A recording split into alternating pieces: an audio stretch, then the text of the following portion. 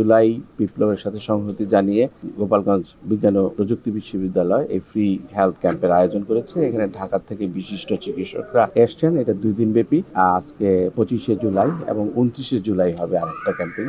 25শে জুলাই যারা এসছেন তারা সবাই খুব স্বনামধন্য এবং দীর্ঘ ক্যারিয়ারের মেডিসিনে তারা প্র্যাকটিস করছেন। তো মেডিসিনের আছেন, রেসপিরেটরি ডিজিজের, ডার্মেটোলজি, অবস অ্যান্ড গাইনি ডাক্তাররা ঢাকা থেকে এসছেন। আমাদের এখানে শতাধিক স্টুডেন্ট, কর্মকর্তা কর্মচারী ক্যাম্পেইনে পার্টিসিপেট করছে এবং আজকে সারা দিন ব্যাপী তারা ফ্রি চিকিৎসা মানে রোগ শনাক্ত করা এবং ব্যবস্থাপত্র দেওয়া, তার সাথে কিছু ওষুধ ফ্রি দেওয়ার ব্যবস্থা করেছে। এটাতে মূলত লাং ফাউন্ডেশন এবং ইনসেপ্টা সহযোগিতা করছে এই বিশ্ববিদ্যালয়কে। আমরা আয়োজন করেছি এবং এটা এই মাসের 25 এবং 29 তারিখ 2 দিন হবে আর কি। আজকে প্রথম দিন, আচ্ছা সারাদিনই চলবে এবং এটা অগাস্টেও আমরা এক্সটেন্ড করার ইচ্ছা আছে। যেহেতু ঢাকা থেকে বিশেষজ্ঞ ডাক্তাররা আসছে, আসলে তারা অনেক সুন্দর একটা আয়োজন করছে এবং তার প্রশংসার দাবিদার। এরকম আয়োজন যদি প্রতি মাসে একবার করা হয় তাহলে আমার মনে হয় আমাদের বিশ্ববিদ্যালয়ের শিক্ষার্থীদের জন্য খুবই উপকার হয়।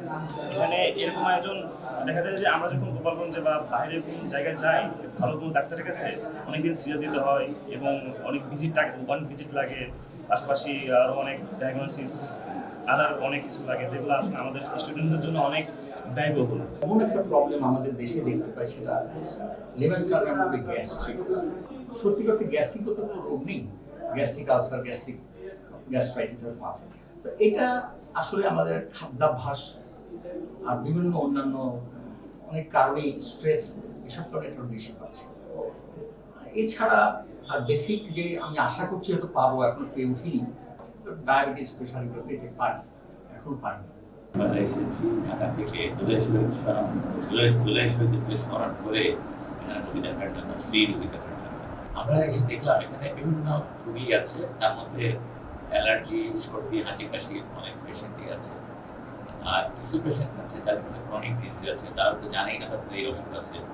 কারো ব্লাড প্রেশার আছে, তারা জানে না তাদের ব্লাড প্রেশার আছে। আমরা মেপে দেখলাম যে ব্লাড প্রেশার অনেক বেশি।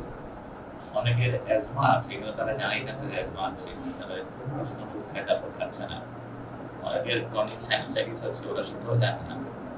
এই ধরনের পেশেন্টে আমরা এখন পর্যন্ত দেখেছি, হয়তো আরও বিভিন্ন পেশেন্ট যারা আমরা পরে দেখতে পাবো।